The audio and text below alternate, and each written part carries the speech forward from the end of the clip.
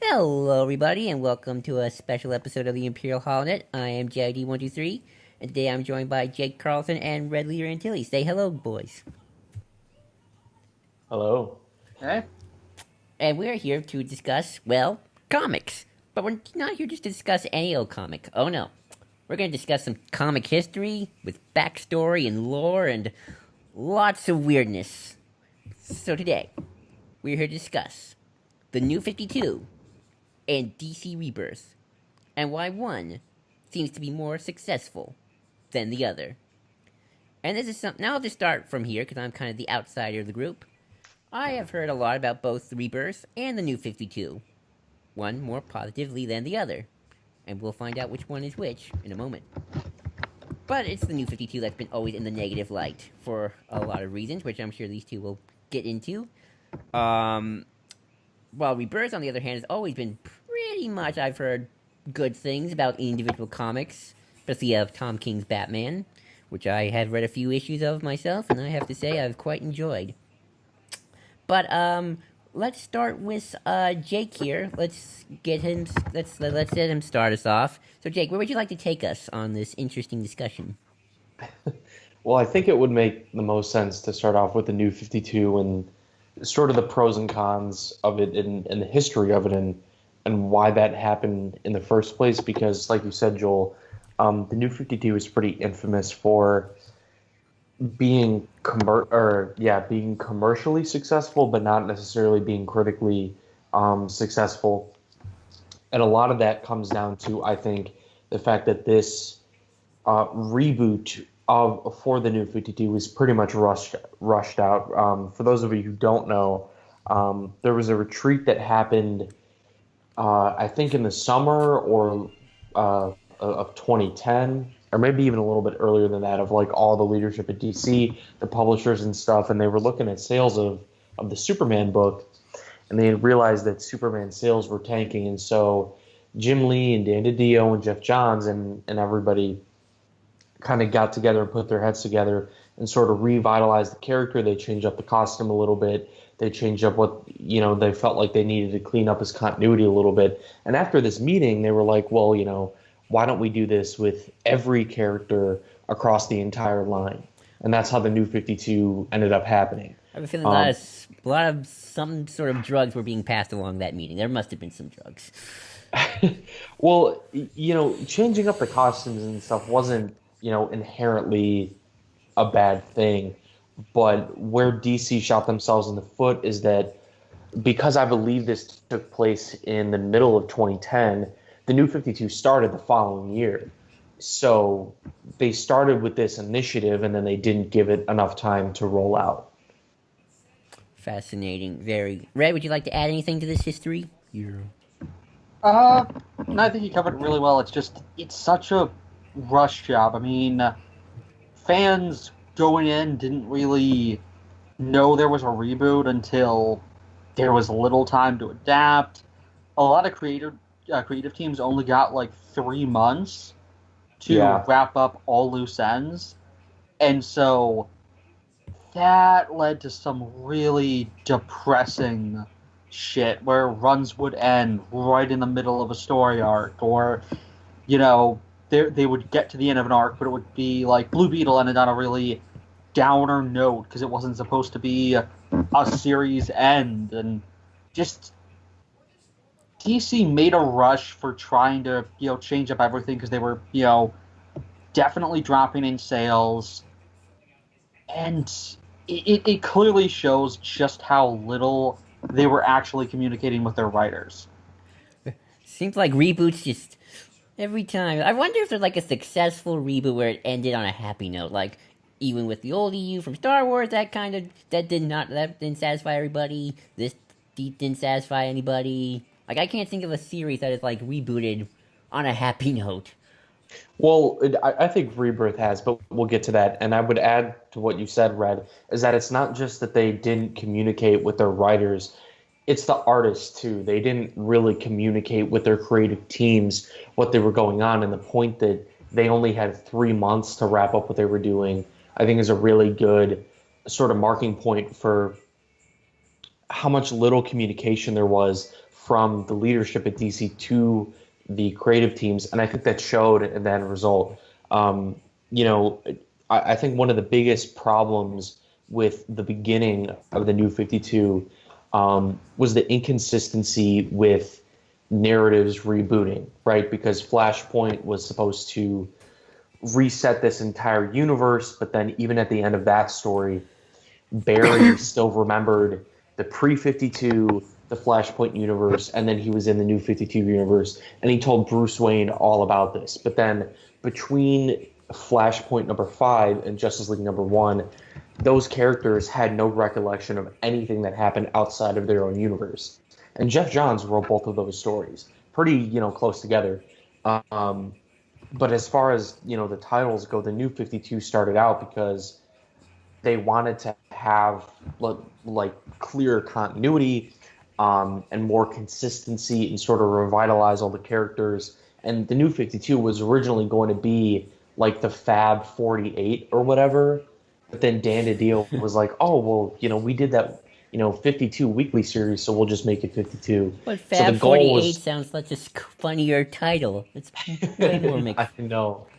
So they started out with the New 52 with 52 titles, and probably like a dozen of them, if not more, were carrying over plot threads and stories literally from pre-Flashpoint. Like Batman and Green Lantern and Batman Inc. are three really great Batman examples. Inc.'s crossover was the weirdest transition ever. I know. The last, because for people who don't know, the last issue of Batman Incorporated pre-52 was technically set post-52, and it had the new art and inking and everything like that. And so it literally just has a little box on the first page that says, this takes place post-Flashpoint. It's a different universe. And so all of a sudden, like Stephanie Brown, massive character in the book, doesn't exist. Red Robin, costume different. It's no explanation, just, oh, half of the fucking Batman Incorporated never were even born. It sounds like some weird Doctor Who stuff, but even more convoluted. Like, yep, we changed the timeline. Now everybody doesn't exist, yet it did happen. Well, it's not even that convoluted in the beginning. It's just that DC cherry-picked what continuities happened and which ones didn't. And Batman Inc. is a great example of a writer who was really prolifically successful with their Batman run in Grant Morrison, who ended up getting screwed over at the end. And the last issue of Batman Inc. in the New 52, I'm kind of jumping ahead a little bit, is about how Batman tried to change the mold and break the mold and be better, but the world is as it is, and he couldn't break that mold and he couldn't change it. And that's the way that Grant Morrison felt. Like he tried to continue doing his story, but DC wouldn't let him. They had to wrap Batman Inc. in with everything else, and so the story suffered for that. But to sort of go back to, you know, when the New 52 was launching, Batman, Green Lantern, and Batman Inc. were three really big titles that carried over pretty much every single pre-Crisis story, or pre-New 52, pre-Flashpoint story into this new continuity, whereas characters like Superman had really big, drastic changes to their origins and to their characterization in the modern times. And so I think that was one really big flaw that probably offset fans, because you had Batman, who basically had a Robin every year in the New 52 continuity. I still don't buy it was 5 years and 3 Robins. I don't buy that. That's 5 years thing. It was like a Robin a year. Like, they were, at some point, they were like, oh, Tim Drake was Red Robin. He was never Robin in his own right, which... Yeah, and then they were like, oh, Batman's been around for 9 years, but only public for 5 years. Which doesn't make much sense, given that we've seen flashbacks to that. Like, Dick Grayson may have been in the bat suit recently, but maybe not. Like, Bruce Mayer, like the first issue of Nightwing, I mean, he's like, oh, I'm so glad to be back in the Nightwing suit. after I took over for Bruce, and it's like, so was Bruce dead a month ago and came back, like in Return of Bruce Wayne? Right. Or was this the back break? There was no coordination. And that was the best of it, because with Superman, I mean, freaking poor George Perez only got, what, 3 issues in? Before he just jumped ship, because Grant Morrison's run on Action was taking place in Superman's first year. And Grant wouldn't coordinate with him. No one would explain to him what was going on, so he couldn't even get a straight answer as to whether or not the Kents were alive or dead. Didn't they try to make Superman edgy like he was in Superman Earth 1? It wasn't really edgy, and this is like a common thing that people try to throw at Grant Morrison's action.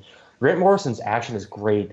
It's not the typical Superman. It's not at all like what his All-Star Superman is, which is what, the greatest Superman story of all time is. But it's a lot of like Golden Age Superman, and it's not bad. It's just a different look at the character. But then you think about, okay, this took place, but then how does that track to where he is in Justice League with, Jeff Johns and Jim Lee? Like, they're two completely different kind of characters, because like a Golden Age-ish type Superman in his first year doesn't track with who he is in the beginning of Justice League in the New 52. Speaking of the New 52, I'm getting a little ahead of myself, but this is actually something that I'm thinking about right now because of Red's icon, which the audience can't see. It's the Arkham Black Mask thing. I remember when Arkham Origins came out, I think they were trying to go with that New 52 continuity, say it was the Batman who's only been around for 5 years thing. Which again, I remember I know somebody at Warner Brothers said it. I think they tiptoed back. Origins had a weird thing where they said that it was set 5 years before Arkham Asylum. So which would have meant that by Asylum he had been around for 7 years. Oh no, sorry, 8 years. And they backtracked on that. That was just a thing Stephen Hill had said in an interview and kind of backtracked on. But yeah, this idea of we're going to do a fresh start, but then not really, because all of the books, except for Action and the first 6 issues of Justice League, it just, boom, started 5 to maybe 10 years into these characters' continuities. It couldn't bring new readers in, not really, because, not long term. Yeah, like, people might say, oh, I want to try this out, but then the moment they're like, wait, who the fuck's Damian Wayne? Wait, who's Nightwing? Wait, Dick Grayson's Nightwing? What's Red Robin? Like, wait, there's a Robin who died but is back? Wait, who are you people? Who are these other Green Lanterns? Who's Kyle Rayner? Who the hell's Black Hand? Like, they tried to have their cake and eat it too, and so the fans, like Jake and I, were like, wait, well, I guess we didn't get in until later, but like, if we were reading when that was coming out and had already been fans for like a decade, it would be like, why the fuck are you guys completely erasing characters like Cassandra Cain and Donna Troy? And then new readers would be like, who the hell are half these characters? So everyone got screwed over, especially the writers. Oh man, and I just, again, I know I keep bringing up that 5 years thing, but that's the thing that bugged me, like, all this stuff happening in such a short amount of time, like, just so weird. I like my DC continuity to have at least good 20 years into it before things get really weird. Well, the thing is that Justice League Origin takes place, and then the end of Justice League Origin is supposed to be where all the #1 books pick up, all the individual titles, and 5 years is supposed to take place in between there. But that doesn't really track. But I think another really big issue with the New 52 in the beginning, as like part of the inconsistency thing, is that the way that Jim Lee and Jeff Johns talk about the first 6 or 12 issues of their Justice League run is that they were trying to set the tone for what the New 52 was supposed to be in terms of the voices for the characters, in terms of the art style, and everything, under that broad umbrella.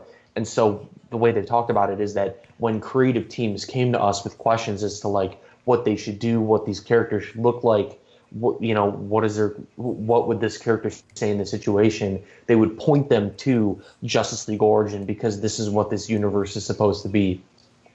And while this isn't a review of Justice League Origin, I think that that's a pretty difficult book to build an entire DC universe out of it because of the problems with the characterizations in that book. And I feel like the New 52. I don't want to blame everything on the New 52 for all of other DC's problems, but I feel like a lot of the stuff New 52 is doing has seeped into like the movies and the games and they are making animated shorts based off those just not animated shorts, animated movies based off those things. And it's not good either. Mm-hmm. Although that's just one problem of many. But you know what I'm a saying, lot of right? that yeah, I mean, like, a lot of that grim, dark, overly gory stuff had been a part of DC since Identity Crisis in what, '06? Like, I think it was '04. yeah, it would have been '04. Like, DC almost was on like a death march, and it started to pick up in around the time of Infinite Crisis and 52, and 1 year later kind of was a revitalization.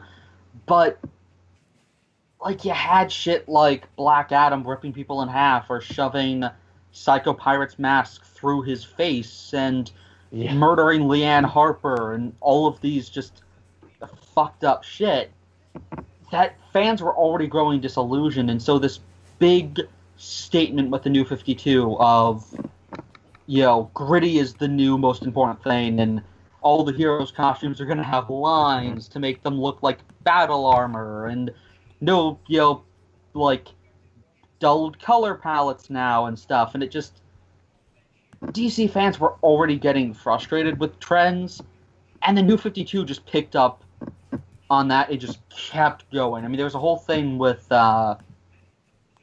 right after the New 52 started, they did polling at comic book shops, because the thing when they started out with the New 52 was, oh, this is targeted for our main demographic of teenage boys. Like, what was it? Like 13 to 25 was like their main age demographic.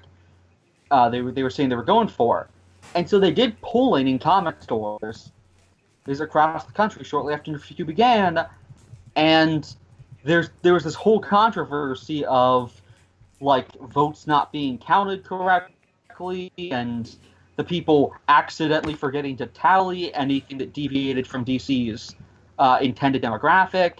And it showed exactly what DC was doing. They wanted to pretend like they were pandering to a specific demographic that was there, that wasn't. Would you also say that the art style during the New 52 were also more realistic looking than, say, cartoony, as I like to call it? Yeah, again, like, the redone costumes were all... Because Jim Lee redesigned all the costumes, and I like Jim Lee, but his costumes are never necessarily super great. And just... Actually, I want to defend Jim Lee a little bit and the art style of New 52 in general, because I think categorizing the art as more realistic versus cartoony is kind of a broad generalization. I'm not an artist expert, so I apologize. Yeah, no, it's okay. I don't mean to be rude or anything, but yes, Jim Lee did sort of set the tone, but there were a lot of designs that were out there that Jim Lee wasn't responsible for. But the basic concept that Jim Lee was trying to shoot for with redesigning the Justice League costumes is breaking down the costumes to their essential element. Foregoing all the added lines he added on there, and I'll talk about that in a second. What he was trying to do is reduce costumes to their essential elements, to their core elements. And for a character like Superman, that's the bright blue, that's the S shield, and that's the cape. Nothing really else. I mean, yeah, you have the red boots, and then he had the red belt to break up the blue, but the color palette wasn't really any different. It was just that they had taken off some of the big chunks of red, but they had that in there. But as far as giving everybody armor goes, that's something that's always made sense to me, especially with characters like Superman who's wearing Kryptonian armor, as we find out from Grant Morrison's Action Comics, that it's a Kryptonian suit, so it would make sense that that would be, armor. Batman suit, that makes sense that it would be armor. Wonder Woman's costume, Flash's costume, Green Lantern's costume was originally a lot more armor-esque, but then they ended up toning it down and incorporating those elements into other characters. And so I think that, yes, Jim Lee is a guy who's very precise with his work and always does a lot of line work, and some people don't like that.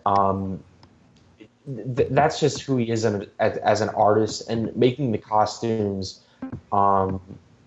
be armored, have all these lines, isn't necessarily a problem because the lines are all, there's a lot of variety in the placement of the lines and how they work that tie into the function of these characters' costumes in those, first 12 Justice League issues. I mean, it's really well incorporated with Flash. Yeah. Like, that's the one design from the New 52 that I genuinely really like.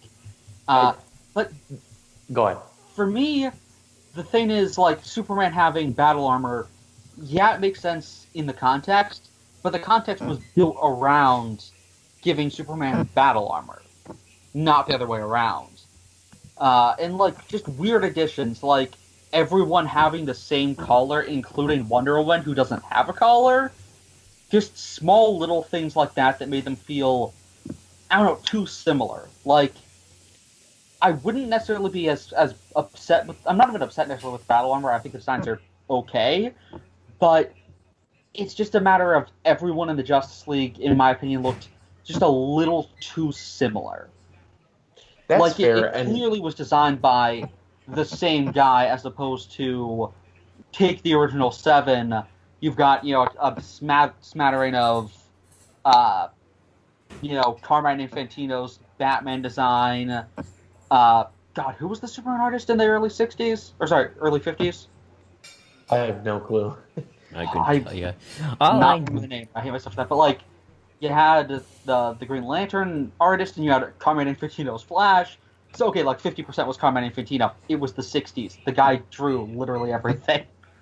But, yeah, that was kind of my only problem, really, with the Justice League designs. But then you get into some of the other books that aren't Lee's problem as much as the other artists.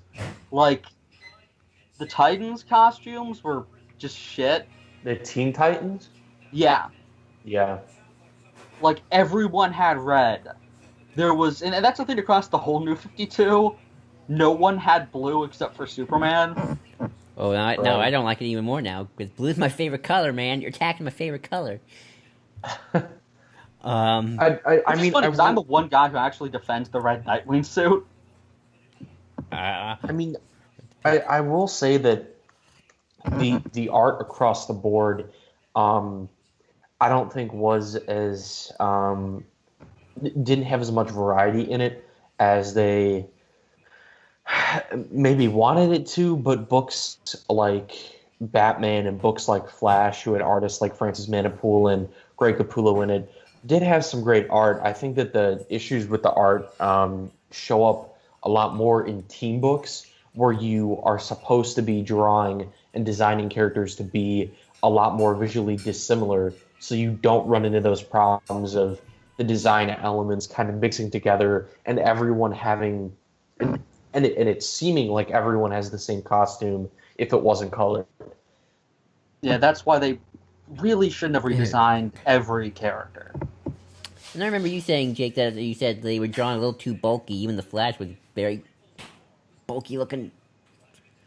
Yeah, I mean, that's just kind of a Jim Lee problem in general, where his characters always, sort of have really, really similar proportions, and there's not a whole lot of variety. But when Jim Lee left and Ivan Reyes came on the Justice League book, that changed immediately, because Ivan Reyes, gets that he needs to, change up the way that the characters look. And I mean, the beginning lineup of Justice League, I think, was appropriately designed, but I think that they ended up changing the Aquaman costume in a good way in Rebirth. And I know I'm kind of jumping ahead a little bit, to get rid of the collar and have it open, like Superman's kind of old costume was without the collar, because drawing all those scales with the little neck collar is just way too much visual information for people to process.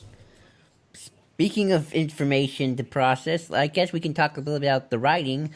I thought of that because I thought of a lot of Scott Snyder's Batman's. Like, there's Well, so many. actually, I have something to say with the art. Oh, sorry. We'll go back to art. Whose idea was it to give Rob Liefeld $3? Dan Dido, I guess, maybe. Probably. Remember the guy who never has finished a book on time in his life, and they gave him 3 in a reboot that was already a rush job? He must be very good at persuading people. Yeah, that's a good point. I mean, hey, you'd be surprised some of the stories I hear about what goes on behind the scenes in a lot of these, but mostly movies, but still. He left like a year in. It was... And to be fair, like, most of these books only lasted a really short time. I think a lot of that had to do with, artists and writers dropping because they just were not given even remotely the time they needed. Right. Yeah. Go on, Joe. Now back to I was saying, like, I guess we could talk about the writers a bit. I was watching a little video just for prep. Something I found interesting, and just because I think it's a topical thing, is only 2 women writers. Now I don't know if that's changed in DC or not, but well, no, it wasn't 2 women writers. It was 2 women working at DC in major roles. Because Gail Simone was the writer, and then I forget her name, but the artist who drew Batwoman, who didn't even start drawing until issue 6. So it was half a year in until we actually even got to... That's and crazy. Not to mention Gail Simone getting fired over an email and then brought back 2 days later. Yep. That's crazy. You can always add diversity in DC at that time. Not that good. I don't know if it's getting any better now. For the most part it is. That is good. Hooray. What's so interesting is that they added Cyborg to the Justice League because it didn't have enough diversity, but then they didn't have diversity behind the fourth wall where the comics were being created. I mean, Yeah, it's clear that they wanted, the illusion of diversity. They wanted the brownie points, but they didn't want to actually seek out, people who could, understand it. Because there's a difference between having a bunch of black characters and having, a black story. Same goes with a woman. Same goes with LGBTQ. You don't necessarily need to be of whatever minority to write those characters, but it's really helpful to have those people there. It's good to get those people's experience. That's why it's a good show. That's why the Star Wars community has been talking about this for a while now. And I thought, and that's why it was a good pick to get I don't know how much he's doing on the book, but James Tynion being on Batwoman and was a smart move in Rebirth because of that. Putting people who have those experiences onto those books just isn't just showing, we care about diversity, but actually doing it. Especially because its comics are set in the real world. I'm not saying don't do it in fantasy worlds either. Do that too. But, it's sort of because the comics, you can get away with even more stuff than, say, a big fantasy sci-fi franchise movie. And it's set in the real world, you can be even more topical and hit home on those, important points that are happening today. I don't know. Right. All those stuff that's going on. Always got to hit home on that. So just to kind of talk about the art again for a second, I think another problem that the New 52 ran into was too many variant covers. Yes. That was a really big thing where each book coming out had maybe 2 or 3, different variant covers. And if your book is a first issue and has an artist that's at the same caliber as Jim Lee, that's going to sell. But I mean, Dan DiDio and Jim Lee have done plenty of interviews on this because, the New 52 is over. So we're, kind of talking about this retroactively because they've said that having a lot of variant covers is something that increases short-term sales, but not long-term sales. And I feel like that was the effect that their business model was having, is that they kept doing these really big but yet inconsequential events every summer, and had all of these variant covers, and had all this creative team shakeup that was increasing short-term sales, but then the quality of the stuff that was being published wasn't there, so people weren't sticking around for the long term. Did we really need Villains Month, or the lenticular covers for every single book, or movie poster month, and Lego movie poster month, and I would have bought that selfie one. month? Like, Oh. every year there was like 3 or 4 months dedicated to variants, and it just got tedious at a certain point. And this is the same shit that burnt out the comic book industry in the 90s. Right. I would have bought Um, those selfie months though one. That sounds hilarious. and I don't know about you guys, but I'm not somebody who really like cares about. I mean now, and that's partially because I used to buy and trade, and now I'm just getting into buying monthly. But usually, I just buy like the standard cover because it's the standard cover, or if there is a cover that I think is better than the standard cover, I just buy that one. Like I'm not one to collect, multiple covers. So, if I was buying monthly during the New 52, that would have definitely been something that turned me off to buying DC. Especially because they charge more for variants, which Rebirth has a lot of variants, but at least it's the same as the normal issue price. Well, we'll get to variants in Rebirth, but I think the pricing of the New 52 is another thing that they really struggle with, because their Yeah. books were expensive. I buy Like, in trade, what was it, so I'd like be 8 curious months? to know what the Like the 8 months price is. prior, they had the whole "we draw the line at $2.99," and then immediately went back on that. That just sounds so Yeah. cheesy. We draw the line at $2.99, and I buy in Well, But trade, it, so it meant something at the time because Marvel was getting shit for how expensive their books were, and so they were like, "Oh, well, add a .5 in issue, or not issues, page numbers." Or so, oh, Marvel books are 32 pages. And it's like, yeah, but is it worth paying $5 every month for each book? oh, And DC, got around it with the $2.99 thing, and people would actually experiment with new books.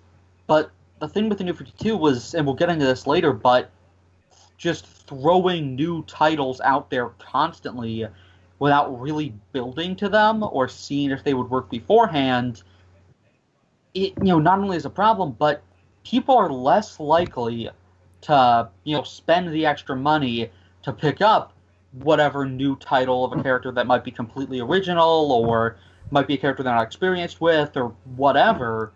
Or they're not going to pick that book up if it costs $5. and you want good bang Right. for your buck when you're picking up comic. Like if I'm getting a $40 comic, I expect a lot of pages and pictures.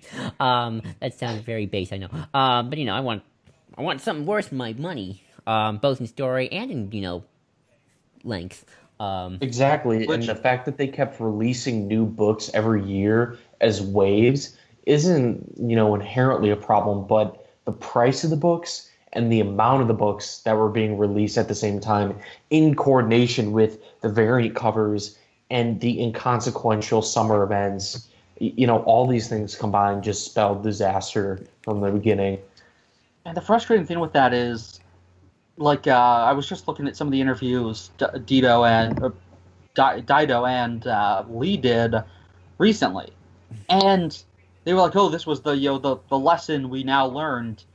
And what's frustrating is DC learned this in 1978 with the comic implosion.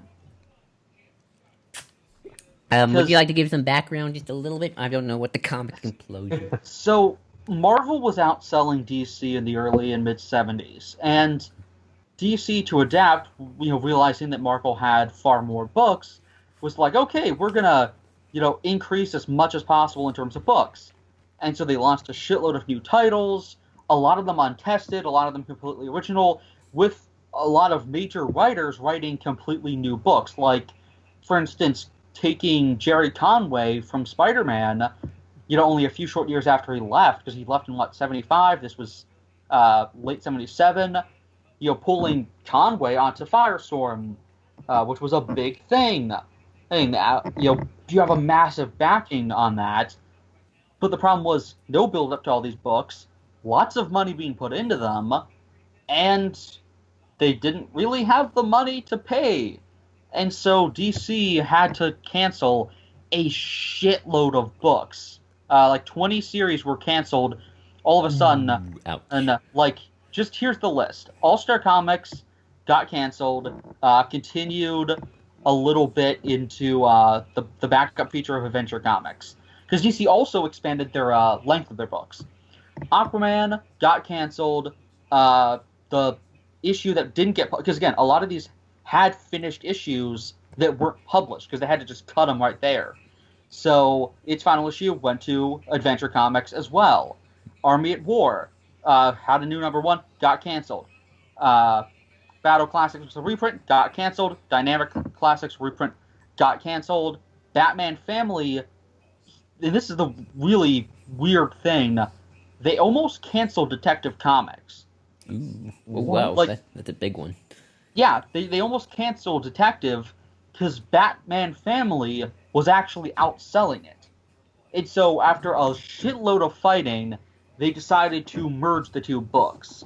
So that's why when you, go to your comic store and flip through the back issues of of Detective, you'll find at a certain point, all of a sudden, the format of the covers will be like Batman Family. Because Batman Family was... I actually saw a couple of those the other day when I was at the comic shop.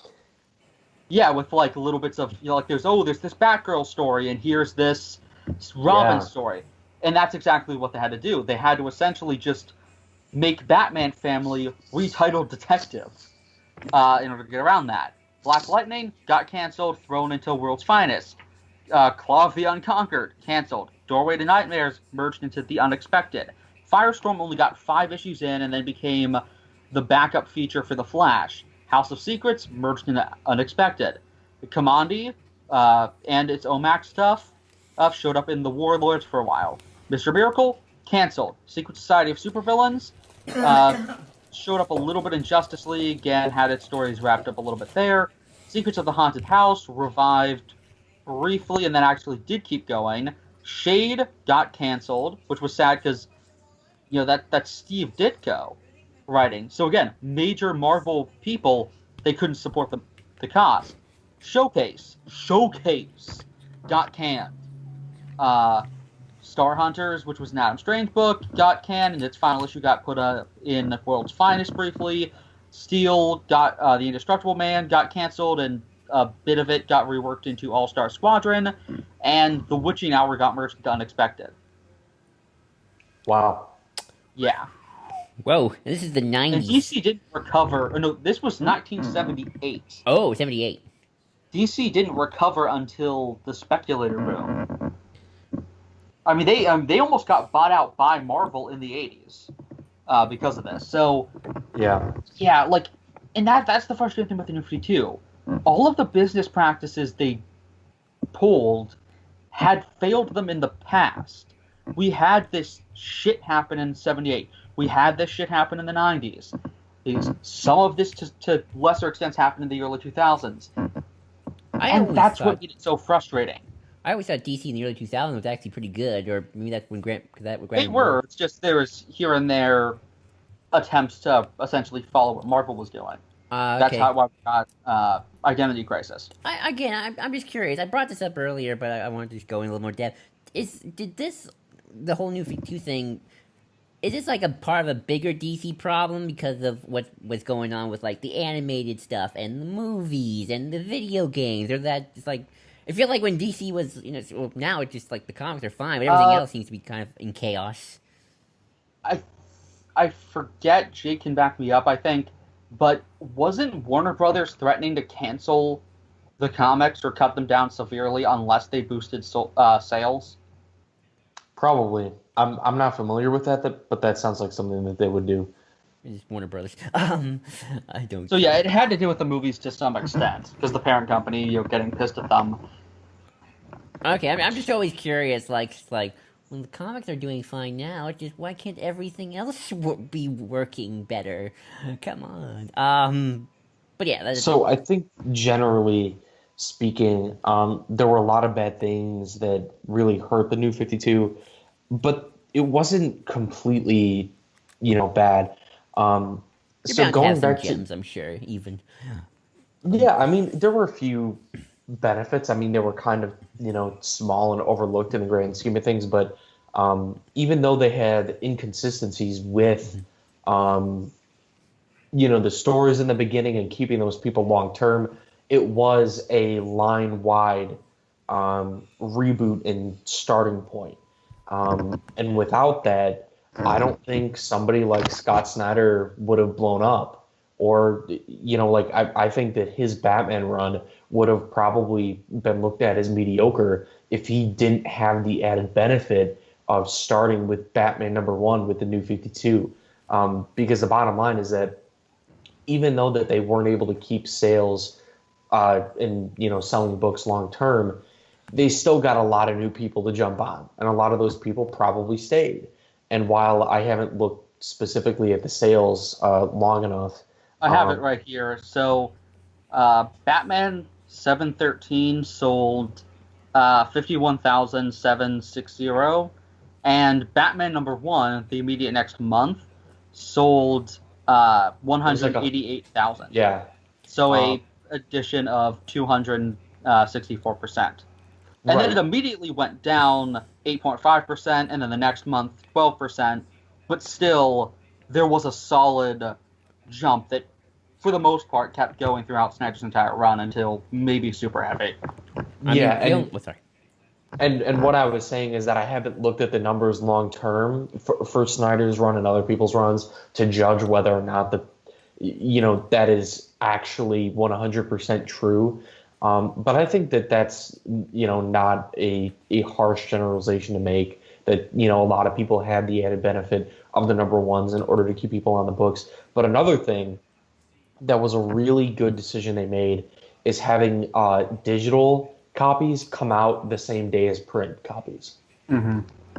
Having that same release schedule was great because they talked a lot about in the beginning of the New 52 of not being able to reach people who don't have a comic shop or a bookstore near them. But if people have tablets and phones, smartphones, that they can access this stuff digitally, and I think that was a really good thing. And another thing that I think was kind of a good thing, but the timing of it may have been a little off, is the Zero issues that they did in 2012. And I'm curious what thoughts you have on that, Brad. The Zero issues were certainly a good idea, and a lot of them are pretty solid, all things considered. Especially, even some shitty books had good ones, like the Red Hood and the Outlaws Zero issue. I've heard really good things about, despite that book being crappy. But yeah, it was certainly weirdly placed. It might have been more beneficial if that had happened earlier on, as opposed to 2012. Well, what about the Zero issues were like weirdly placed? I'm just curious. Like, was it like did they talk about topics that weren't like very iffy, or was it like no? The Zero issues were essentially origins. Oh, okay. So, like, for the Flash, so the New 52 was September of 2011 when all that stuff started, but the Zero issues took place in June of 2012, almost a full year later, and they were basically like one-shot origin stories. And so for Flash, the Zero issue told the reader how Barry. It was the first time that we saw Nora and Henry Allen in the new Flash book. And this is post-Flash Rebirth, so his mom had been dead, but we had not seen those characters or heard dialogue from them for the first 9 issues of Francis Manapul and Brian Bruce Alato's run. It showed you how Barry got his powers, which is something that we briefly saw in one of the early issues. It gave you context for everything that had happened up until that point, which was good. But I remember doing a brief review on a website at the beginning of the New 52 stuff that Manipu Bushalato did, and saying that I wish they had started out with the Zero issue before getting into their, run starting with issue number 1, because that Zero issue really informs Barry's character and his motivation. Yeah, I would do that too. I like starting from the beginning. Thank you. Right, but then at the same time, it's like how many people are going to buy an issue number 0? In my mind, I think that sales would have been better if they just did the thing that they did, which is start with issue number 1s instead of having a 0 issue. Mm-hmm. Makes sense to me. Is there any particular runs you want to talk about before we start moving to stuff like Rebirth? Like, you want to talk about Scott Snyder's Batman, which we haven't talked about on the channel. I think there are some other systemic stuff, like to the point we made earlier about diversity in the writing room. I think that also connects a lot to just stuff in the books. Like, DC and in comics in general have always had a problem with misogyny and male gaze, and the New 52 was kind of that exponentially. I mean, I've seen some of those costumes, like, oh yeah, someone's living out their fantasies here. Like, they took Starfire, who already had a costume that was very overtly sexual, and got it to the point that Red Hood and the Outlaws #1 had all its subsequent reprints have to recolor a bikini because you could straight up see the difference. It's like, that really? Like, it got to a certain point where, it was the whole thing of, we're trying to appeal to teenage boys, to people in their early 20s, and that was the approach. And so a lot of the stories would have random, scantily clad female characters, and even the female heroes would have even more,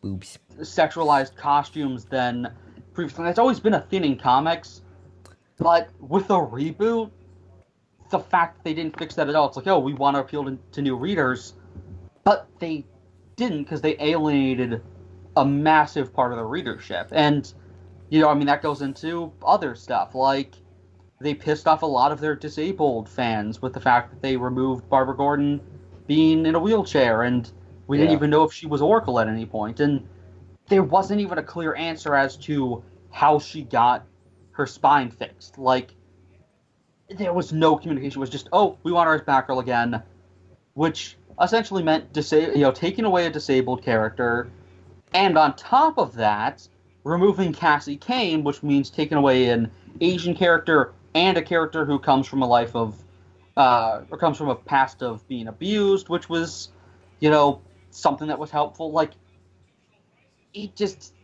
there were so many decisions like that alienated different minorities of fans, or different groups that could have been jumping on, and that was kind of the approach with, I guess, moving on, not to Rebirth, because we got to remember there was kind of 4 stages to this, and the next one was, year 3, which was the DCU, like YOU.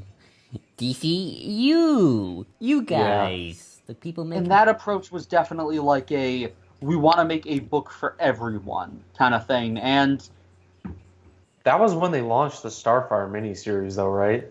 Yeah, which was definitely redeemed a lot of the problems with. Featured a better costume, but as someone who's so used to Teen Titans, the animated series, when I look at comic book Starfire, I'm like, okay, that's different. That's not what. Well, the Starfire mini actually very much went with the animated design and with a little bit of that personality more so. There's that. Yeah, Red, and I think you make a good point about the ramifications of not having diversity and respect for diversity in the beginning of the comics, and that was unquestionably a huge problem that I think has been mostly corrected with Rebirth. Mm-hmm. But Joel, earlier you were talking about whether these problems were long-standing traditions in DC or whether they were New 52 specific.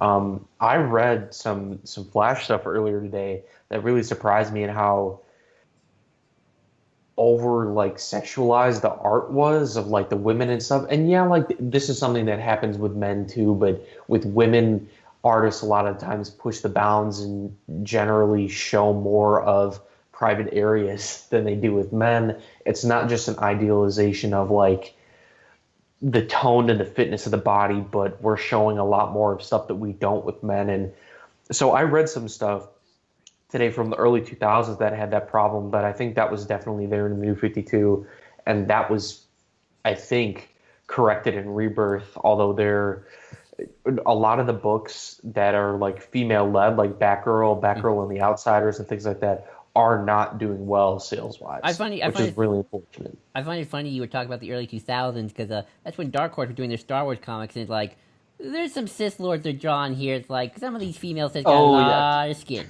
And it's Jan Garasima really likes drawing scantily clad women. Oh man, like Star Wars had a period where it's like too, like, oh, these Sith Lords and Night Sisters and all these aliens, they're showing off a lot of skin here. It's like, I'm not sure if I like that. But of course, like Jake was saying, you got that idealized thing that's a problem, but DC definitely cranked it up to 11 in the New 52 with, like, the thing that always annoys me is, like, thinking about the scene from, I think it's issue 6 of The Dark Knight, ongoing in the New 52. And in there's a random scene, well, not random, but the scene with White Rabbit, who's literally just dressed as a Playboy bunny, but when we find out that, oh, this supporting character is actually the villain, and she's taking a bath for no other reason than for the sake of having the character naked. Sounds like the scene in Batman vs. Superman. Lois Lane. Pretty much, and it's like every fucking issue in every book would have some excuse to do that, or every female costume, even if the character was a minor, would have insane amounts of cleavage. It was just pathetic in a lot of cases. And like you were saying, the New 52 Rebirth has really helped with improving that, with going back to better costumes. And I mean, like, for instance, the current Huntress costume is the most not overtly sexualized that character has been since frickin' No Man's Land. Right, yeah. And I'm sure you guys could tell me more about this, but I think there probably is a time and a place for sexuality in these stories, especially if it's used correctly. It just wasn't being used correctly here. I can't think of anything specific on. Well, it's not sexuality in general. It's a sexism towards women and an exploitation in particular, because we're choosing to draw women in poses and clothing that's a lot more revealing than we would with men, because we want to quote unquote appeal to teenage boys and boys in their early 20s, and regardless of who you're trying to appeal to, that stuff at the end of the day is really disrespectful and demeaning. Yeah. And I would be saying the same thing if if every book Batman was running around in a Speedo. It's the same kind of thing. Oh man, there's an image I don't want to have in my head. Thank you. I mean, Rebirth has definitely done that to some extent with Batman in a interesting experimental way, with the fact that his current costume leaves the bat pole on full display. I mean, it's all about the bat nipples. All about the bat nipples. Everyone knows Ian needs his bat nipples. But like, you had really uncomfortable shit. Like, you want to talk about Catwoman #1? Oh boy, I want to hear the story. From Rebirth? No, of New 52, the Winnick run. No, fill us in on that. Okay, so in Miller's Year 1, there was the whole edition of Catwoman being implied to be a prostitute, and that got, as time went on, retconned to, oh, she was just a dominatrix, and then it got retconned to, oh, she was just undercover or something like that. But The New 52 brought that back and dialed it to 11. Great. Oh, And boy. the first issue ended with Catwoman raping Batman on a rooftop. Oh yeah, I remember that. Yep. Not to mention that there was another scene in the Catwoman book that got cut with her stripping on the Wayne Manor lawn for no reason. That was just an excuse to show her naked. It's like, really? Really? Like, And this you is said the- Winnick was writing that? yeah, Winnick wrote the first, I think, 6 or 7 issues, and then I think Nascenti was the one who carried on after that. What is it with Batman and rooftops? First Catwoman, and then in the Killing Joke, Batgirl Day. Well, I think this is a good segue into Rebirth, and we can talk about more general Rebirth in a minute. But there is a sex scene between Batman and Catwoman in Batman Rebirth that is completely consensual and makes sense and not rapey and not disrespectful done. and yeah, like it's not inappropriate. It's not disrespectful. It's not sexist. Right. So which one was that one? Which Batman issue? That was Rooftops. That was, I think, in either issue 14 or 15 in the I Am Suicide trade. Okay, I read that then. I read that in the bookstore. Yeah.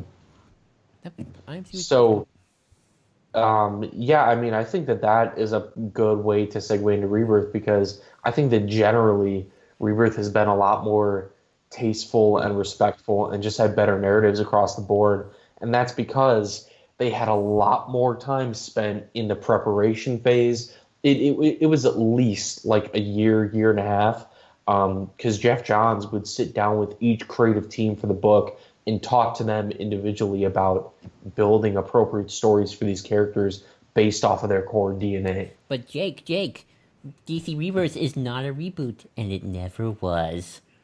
Well, and that's important, and I think that it was really good that they had Jeff Johns come back to write the Rebirth one-shot, because it's not a reboot like they tried to pull with the New 52. All they did was bring Wally West out of the Speed Force. That's it.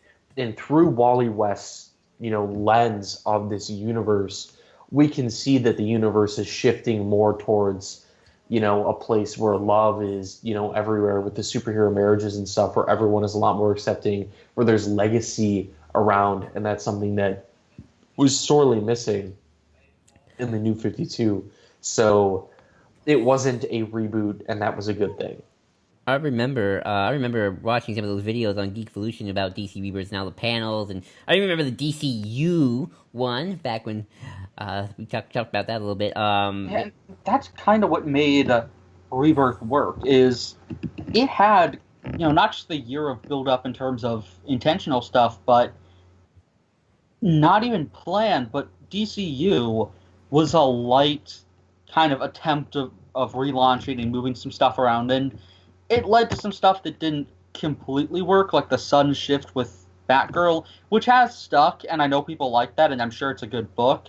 But there was some stuff that all of a sudden shifted really quickly, and they learned to ease into that stuff more. And there were some trial and error, like trying to make everything like the Arrowverse for a while in the Green Arrow book. Oh, that's a good idea. Make it the most ridiculous show ever. And like they fixed that, and then things were still kind of flawed, and they tried Convergence, and Convergence definitely eased a lot of frustrations because it gave us some good biased characters, and some of that stuff annoyed me because it felt like a cheap attempt. Like, it felt like emotional manipulation. Like, I heard feel about like Convergence. I remember people were mad. the Batgirl book really pissed me off. It felt like it was emotionally trying to manipulate me, and it was like, kind of trying to get you to say, oh, look, we get to see these characters again to get us to shut up. And DC realized is that we didn't want an ending for those characters really hastily done that felt like a really quick fan fiction written in 5 minutes. It's that, while satisfying on some level, also felt a little forced in places. They kind of realized, oh, people actually want to see not even necessarily that specific continuity, but just those general ideas ongoing. They don't want to just see these two characters who people like hook up again, they want to see Nightwing be happy. It doesn't matter who that character's with. Just let Dick Grayson be optimistic again, and don't let him be a super spy, and get Tim Drake. And I don't like the current Detective Comics run, but still, like, get Tim Drake to at least be partners with Bruce again. Like, putting characters in places that fans actually want. And Convergence kind of was that lesson where it was stepping stones. As opposed to a sudden shift, DC formed itself back to what fans wanted with Trial and Error, which I think is the problem Marvel's running into right now, where, they tried Marvel Now, and that worked, but then once DC started to make some progress with Convergence, they were like, oh, we need to do Secret Wars. And Secret Wars was an attempt to rip off Convergence that really didn't work. Yeah. And they rebooted the whole Marvel universe again, and everything got confusing. It felt like the New 52 problems, not as grim dark, but having the same problem the New 52 did with launching books that weren't tested. Like let's go through talking about, like, the DC books that just crashed and burned. Like, Mr. Terrific, only lasted, like, 8 issues. Justice League International lasted a year. Firestorm lasted 20 issues. Hawkman 20. Captain Atom 12. World's Finest 32. Vibe 10. Katana 10. Justice League 2015. Aquaman and the Others 11. Secret Origins 11. Justice League United only lasted 10. Arkham Manor 6. The Dark Knight 29. Batman Incorporated 13. Like, a lot of these books, Gotham Academy only lasted 6 until it got brought back later. Gotham by Midnight only lasted 5 issues. Like, a lot of these books just got canned incredibly quickly. Like Men of War lasted 8 issues. Lobo, 6 issues. Infinity Man and the Forever People, 9 issues. New Suicide Squad, 8 issues. OMAC. And to be fair, like, a lot of that stuff was because those titles got brought back later, but, like, Secret Six lasted 2 issues until it did return with the next wave once DCU happened, but still, like, DC would just launch a new book with a big creative team with no real sampling. And Marvel's doing that right now. Well, what do you mean by sampling exactly? Give me a little... Like, what's an example of sampling? Take, for example, how DC got the JSA book in 99. Which, to be fair, there was some hiccups with that, but they put James Robinson on Justice Society of America miniseries in 94, I believe. Mm-hmm. No, it was 96. And that did really well, and they were essentially promised an ongoing. Turns out the editors lied, screwed them over. Robinson got pissed, and the fans got pissed because everyone thought there was going to be an ongoing. But because of that sample doing really well, they realized, oh, maybe we shouldn't have lied. People would actually buy an ongoing. And so Robinson kicked off an ongoing in 99, Johns took over, and JSA became one of DC's best-selling books for a pretty solid amount of time. And okay. Like, they would do that kind of stuff. And the Rebirth has definitely done that, as did Convergence, with the fact that, those were 2-issue little shorts that were like, oh, people really want Ted Kord Blue Beetle back. People are willing to buy that. Bring him back. And I'm not the biggest fan of the current Blue Beetle run, but still, it's good to have that dynamic back. It's good to have that legacy back. And those samples, those slowly building to stuff that they know is going to sell well, really work. They sampled Super Sons a little bit, or like people suggested the idea, people seemed to like it, and so it got an ongoing. Yeah, it's canceled now, it got low sales, that sucks. But DC didn't dump everything into it immediately. They actually waited. They wanted to read the book, and then launched it. I mean, like I was looking at interviews, and Jim Lee was saying that with Wave 2 of Rebirth was literally only 3 books: Batwoman, Super Sons, and JLA. JLA, and 2 of those have been canceled now. But still, they took risks, but didn't just pour 15 new books that would all end up crashing. And they gave people time to sample whichever one they wanted. Like, that's how you pull that off. Oh, okay. But You there's don't not. just do a mass thing of, like, when Marvel brought back X-Men, that was great, but they dumped several books that really weren't going to last, and a lot of those books have been canceled already. Instead of sampling them, instead of building back to that, it's just kind of like, oh, let's pour in all this stuff. Like they did that with Marvel Legacy, with the fact that, oh, people want some of these characters back. People are pissed about Secret Empire. Or let's bring back, all of this stuff and kind of make it what it was. Like essentially it was a ripoff of DC Rebirth. The problem is DC Rebirth wasn't just let's bring all these characters back to however they were at X period of time. Certain characters in Rebirth have grown. Certain characters have turned in different directions. Certain characters have went back to how they were in the 70s. Certain have jumped ahead. Like, it was targeted for each book. And that's what Marvel hasn't been getting, and that's where DC has been doing incredibly successfully with Rebirth. I'm You can surprised. have 10 Batman books right in the New 52, all trying to do roughly the same thing in terms of general approach, while right now we have about 6 or 7, and overall, all taking a slightly different approach, all feeling like they listened to a different group of fans. And that's why people are okay with Rebirth. That's why people love it. I'm a little off topic, but to continue your point, I'm surprised that Marvel is not doing. I think this is a good thing. Marvel's not doing that with like their Star Wars. Is like 20 Star Wars comics. We're doing a bunch of. Well, that's because Star Wars is the only thing Marvel really has that's selling super well right now. Kind of the only good thing they kept up for the most part. Yeah, it's kind of. Well, I'm glad they're not doing that. But yeah, I get your point, and I'm glad you explained what sampling was. Like, wait, are we gonna like have like test audiences for our comic books? Like, nothing against test audiences, but still. But no, I get your point. Yeah, that seems way better strategy. Or just Yeah, I think that you're exactly right, Red, with the way that they've successfully tested books in the way that they started out Rebirth and then eventually thinning those titles out. Batwoman is a really good example because she started out in the team on Detective Comics when Rebirth launched, and then they thinned that title out and gave her own book in February of 2017.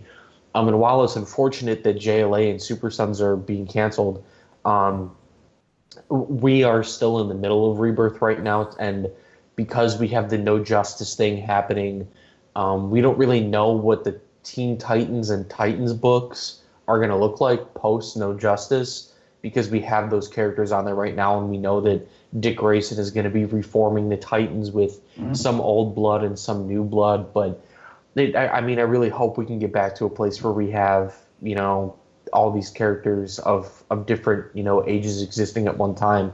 But I think another thing that really helped them with Rebirth in the beginning is that they didn't they didn't start with a bunch of titles, and this kind of ties into your point. They tried to start out with a conscious list of like not a lot of titles. I think they only had like 27 or 28 titles when they began, and they had all these characters in the beginning, and that eventually they were like, all right, well, if we think there's support for these characters, we're going to thin them out. And they only did 3 titles, you're right, Red, in the second phase of Rebirth. And I think that was really smart for them, and that was a really good decision to make. Oh, just because Ian would kill me if I don't mention this, DC Bombshells, that's another good title that's out. Go buy it, and go that's read it. Ian will a kill us. solid thing DC's been doing with digital first series. Like, not only same-day digital copies, but also these digital things that are able to be more experimental. A book like Bombshells would not last as long as it did if it was put out in floppies. But because it was released digitally, because it built up a fan base that way, and every 3 digital issues would be an issue that would be put in print, you built up a fan base like that, and it had not many people, but a book that wouldn't have survived otherwise was able to go for a long time and is able to still be around. And Batman 66 was the same way, and that was incredibly experimental, and that's taken off into Wonder Woman 77 and all the Batman 66 crossovers and like Little Gotham. Like DC's found a way to experiment by not just throwing everything to the wall and seeing what sticks. I remember you I- talking. Oh, sorry, Jake. Go ahead. No, you go ahead, Joel. Well, I remember a while back, off camera, you and Depp were talking and saying something like, Tarantino probably no longer doesn't do much anymore. I think Jeff Johns has really taken control of DC Comics in terms of spearheading DC Rebirth. Probably that's why they're letting things stick a little bit more. I think so. I mean, Jeff Johns is just an okay writer when he's writing 4 books at one time, but when he's only writing 1 or 2 books at one time, I think the quality of it really shows that he really gets these characters. And speaking of Jeff Johns writing, a lot of people are upset with some of the stuff that's been happening in Doomsday Clock, but I have no attachment to any of the Watchmen characters at all. And even though I'm not necessarily a fan of Watchmen characters being in the DC universe, what we're doing with it so far is absolutely fascinating. And even if you don't care for the premise, just like Doomsday Clock as a comic book is just an absolute masterpiece in the way that Jeff Johns is controlling the pacing and the format to the T like Tom King does. I see a lot of similarities between the two of those writers, even though, Jeff Johns is obviously pulling a lot from Watchmen. But to talk about Rebirth as a whole, again, I think the pricing of Rebirth is another really important feature of it. Mm-hmm. Because we talked about the $2.99 thing earlier, and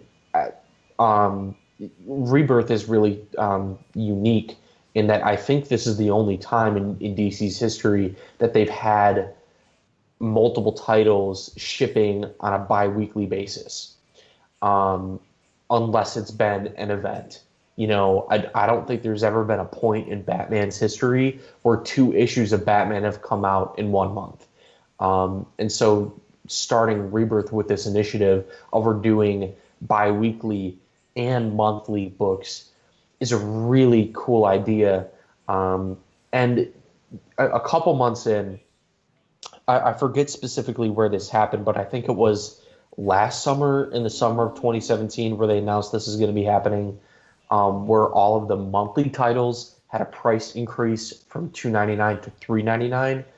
I know a lot of people were upset about that, but as I was making some notes of like pros and cons of the New 52 and Rebirth, I put the price increase as a pro for Rebirth, because when they did this, they said, yeah, we're increasing the price in order to sustain this a little bit more, but with each copy that you buy of a monthly book at this pricing, we're going to give you a free digital copy with a digital code in every single book. And that's amazing, and no one else in the business is doing that right now, and DC deserves a lot of praise for doing that. Hooray. Yeah, because Marvel's doing that for, what, $5? Ugh. Yeah. $5 is too expensive. Yeah, the thing is that DC has been way too kind to Scott Snyder and not kind enough to Grant Morrison. And so All-Star Batman was the only Rebirth title that was consistently priced at $4.99.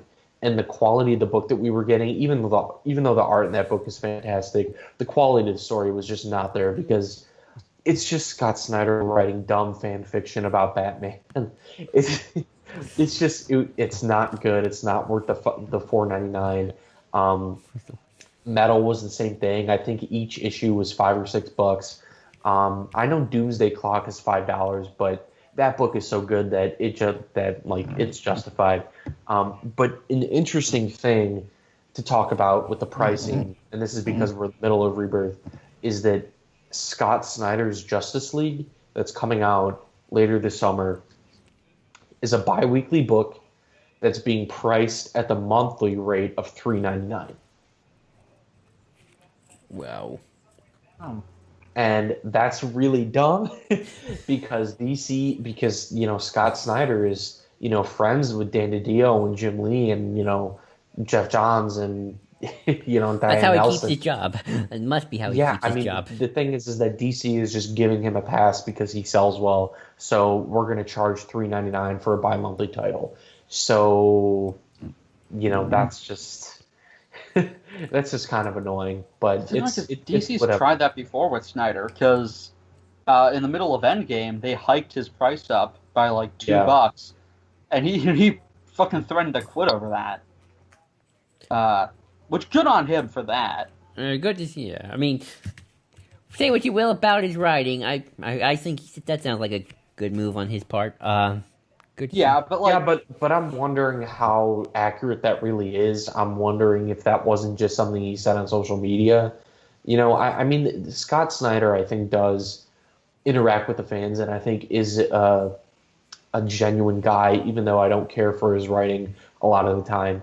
But I think Greg Capullo is another artist who's obviously closely tied to Snyder, who's been really vocal about some of the bullshit stuff that DC was doing towards the tail end of New 52 with the half page ads or oh my whatever. god, that was That the bullshit. fucking worst.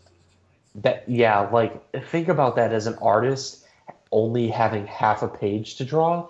And as somebody who's an aspiring artist, I'm like, how is this person getting paid?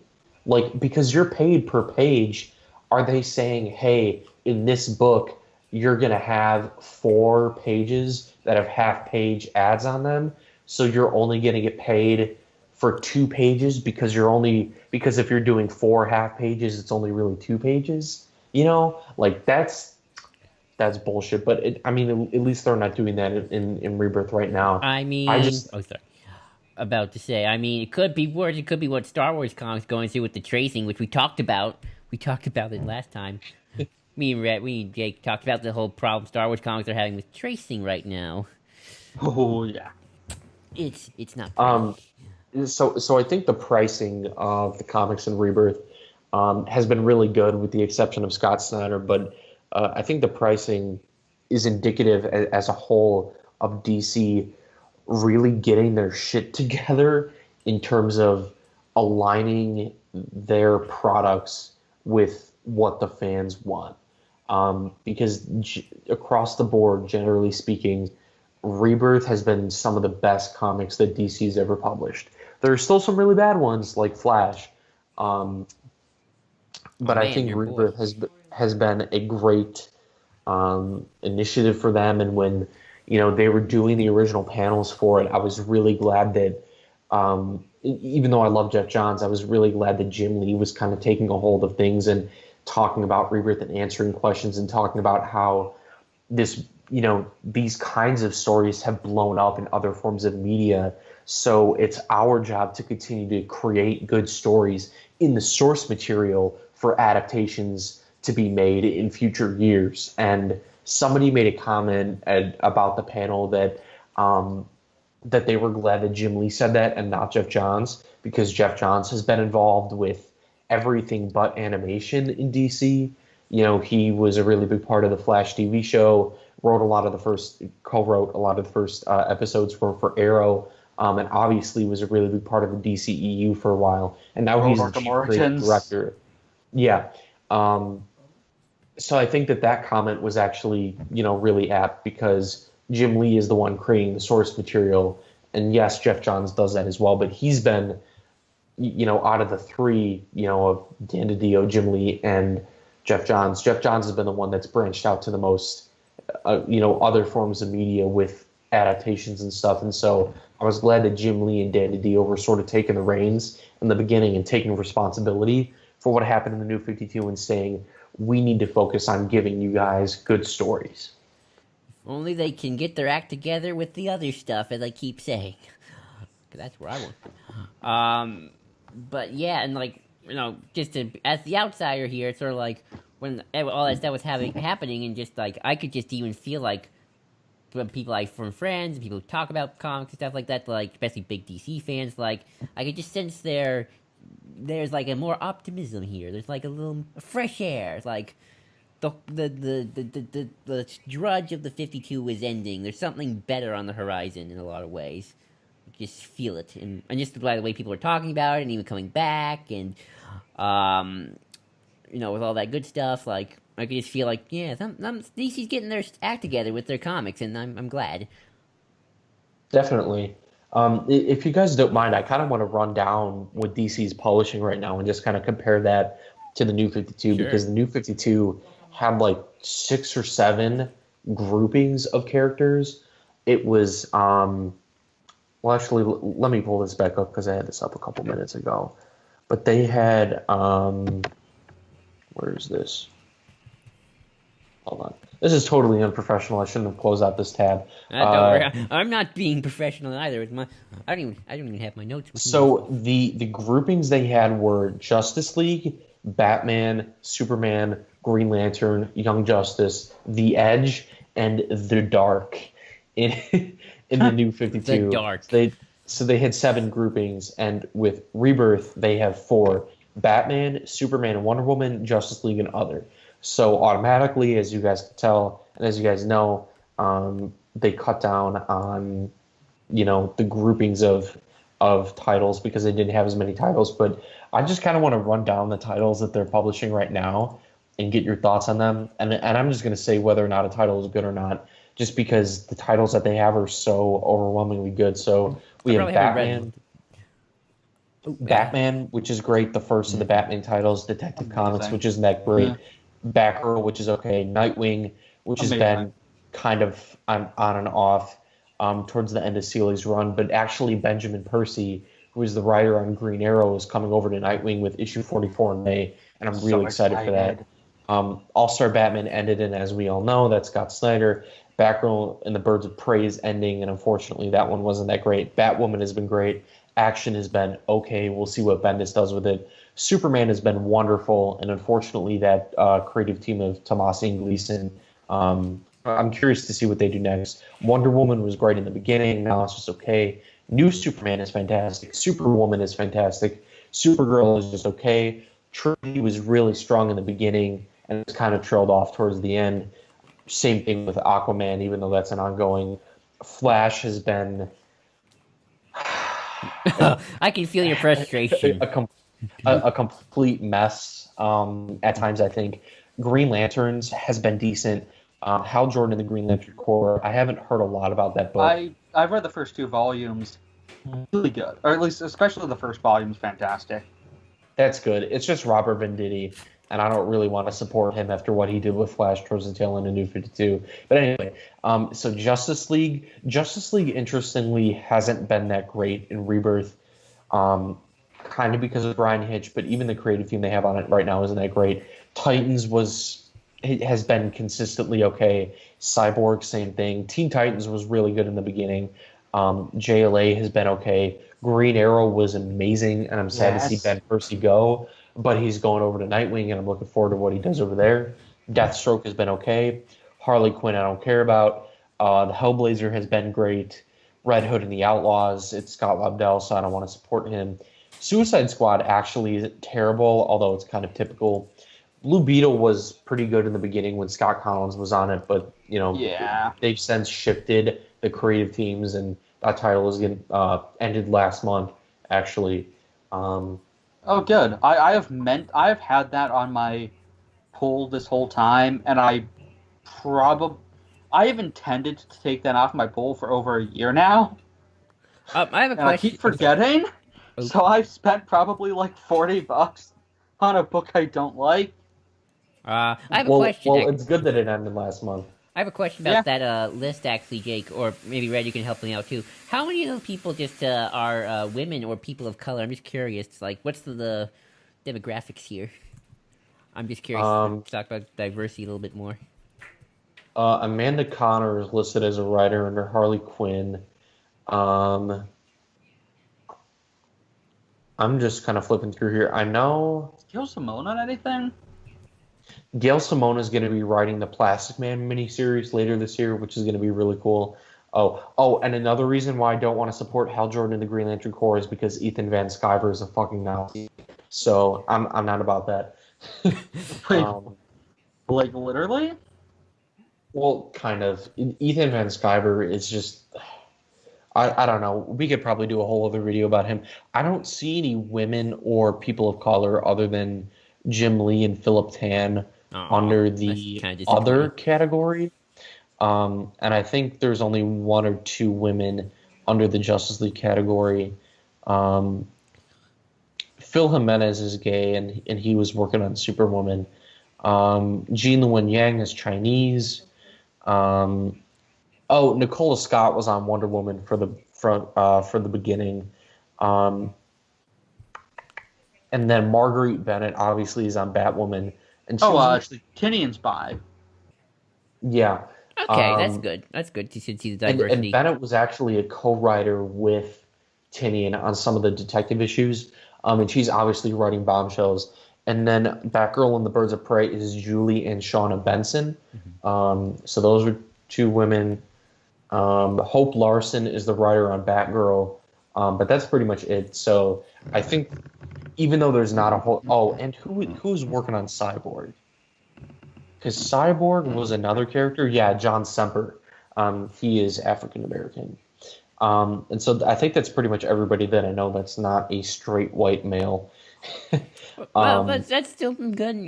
Good. Let's keep it going. Better than DC's had. and I Yeah. think another thing that is helping them out is that because they don't have an additional 20 titles of just men writing it, um, the fields are a little bit, even though I would like to see more women and people of color and LGBTQ people on this list. Right. Well, that and the studio is not, or the editors aren't completely screwing with them, so that helps too. Sometimes I mean, there's well, they've had some problems with editors. well, yeah. Um, so how do you guys feel about Rebirth moving forward, especially now that the New 52 is over?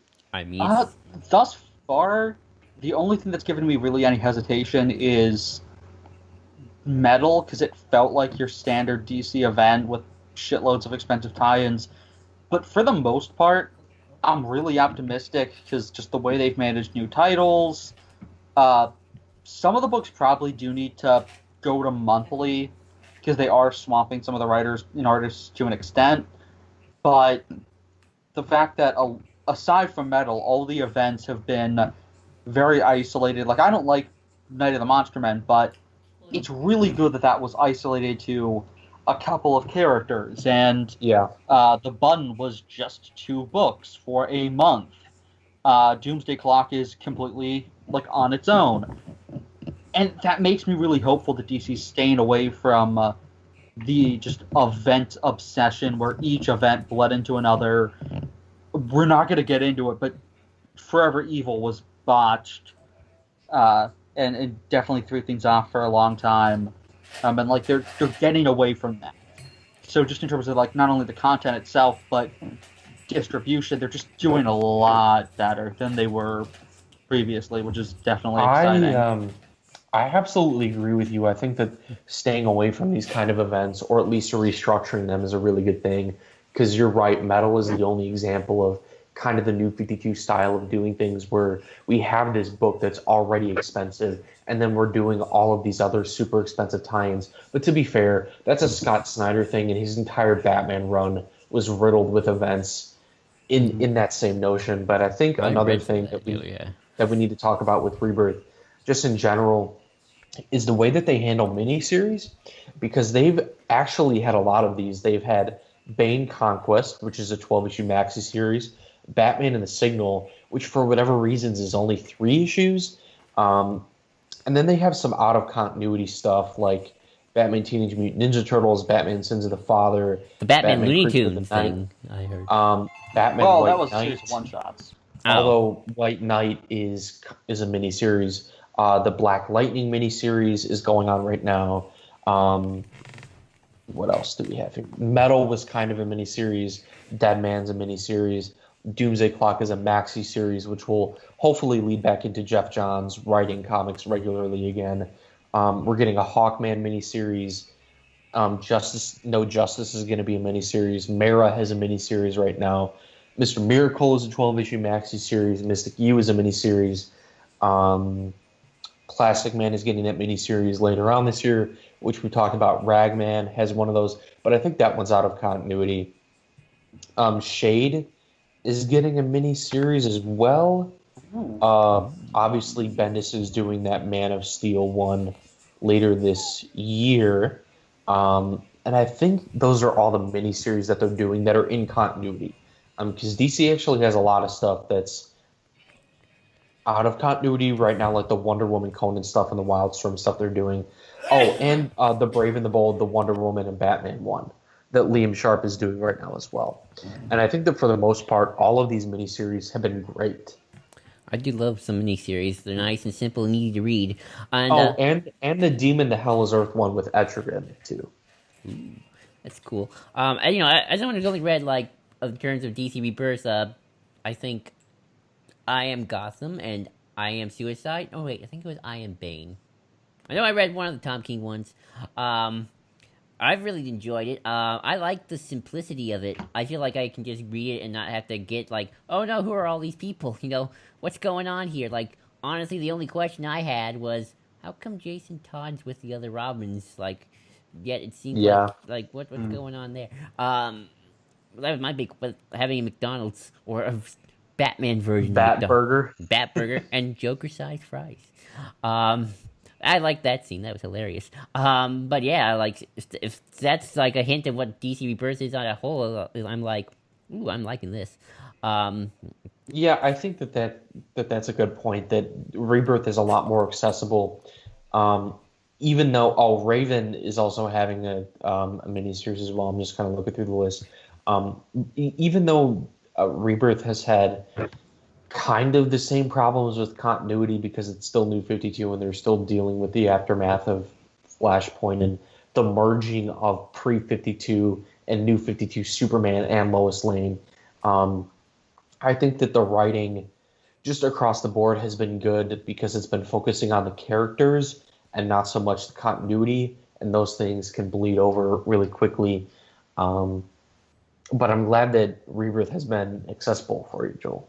Oh yeah, and I can't wait until we finally get more of that merging, because I don't give a shit about the Watchmen stuff, but there's the what 2 panels in frickin' the Rebirth one shot that have me so hyped.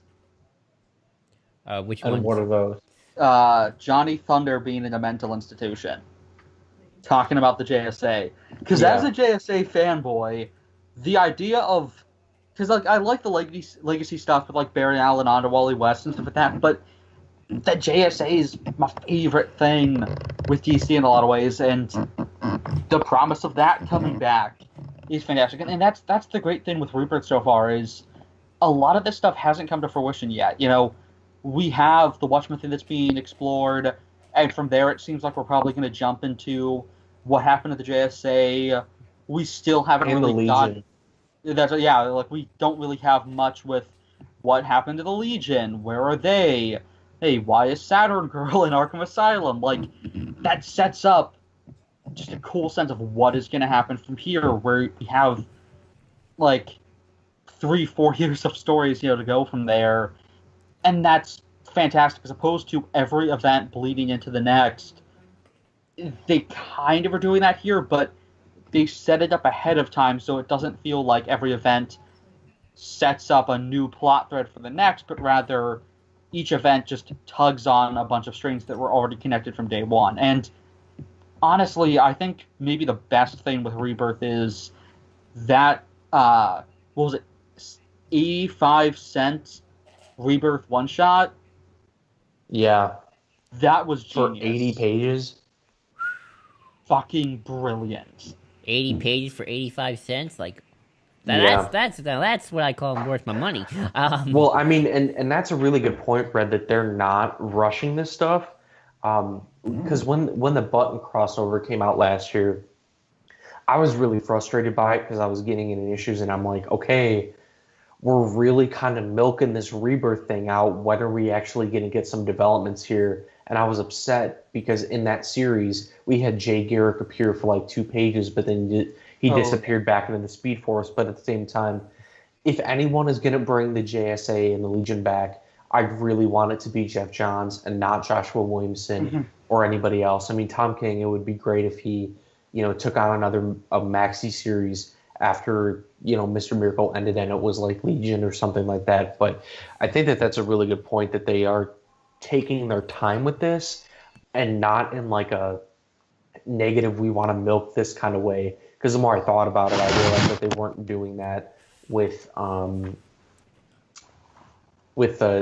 button, but I think that Jeff Johns set up all of this stuff in the Rebirth one shot, and now that we're finally getting to some of that stuff in Doomsday Clock, I feel like a lot of that stuff is going to be resolved. Actually, the Rebirth one shot being only like 85 cents or whatever, they're doing a similar thing this summer with a DC Nation #0 or something, where they're having 3 stories, like a Justice League story, a Batman story, and a Superman story, with a bunch of great artists and writers, and it's only going to be 25 cents. I'm going to be curious. Yeah, that was fantastic news.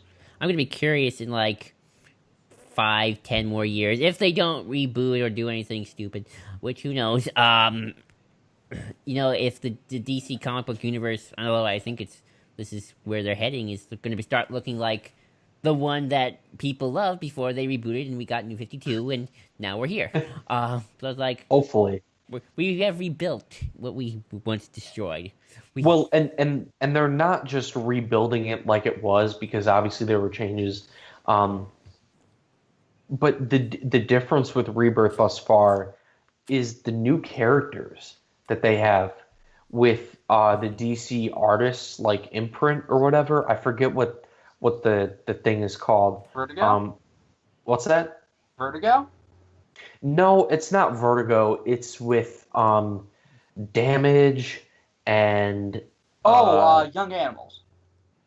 No, not Young Animals. It's like the artist. It's like with all the new characters with Sideways, the Terrifics, the Silencer, Damage. Trying to think of what the initiative is called. I think it's Dark Matter. That's what it is. It's the Dark Matter line. And metal is part of that, and so what DC was hyping this up as, it's focusing on the artists because comics are a visual medium, and so metal is part of that as well, because it's the artists really taking the reins here and helping in creating these new characters and really paying respect to these artists, which is great because we're having all these new characters like Damage introduced, and I think that these characters will be good, and maybe we'll get some of these characters on the Justice League at some point, or Teen Titans or something, because that would be a great way to shake things up. Be awesome. But yeah, like, I just hope at this point that DC sticks with their guns, and don't reboot or do anything stupid. Like, no more, like, don't have this thing last for 5 years and they're like, oh, we want to do something else. U-turn. I agree. That's the big fear. Anything else? Are we missing anything else? I can't think of anything in particular. I don't think so. Yeah, that was all I had to talk about. Well, okay then. Well, folks, I hope you enjoyed that. That's a very interesting run through of some DC history. DC Comics, not DC the state, or DC the city, or the politics. Hope you enjoyed it, and until next time, thank you for listening. Later.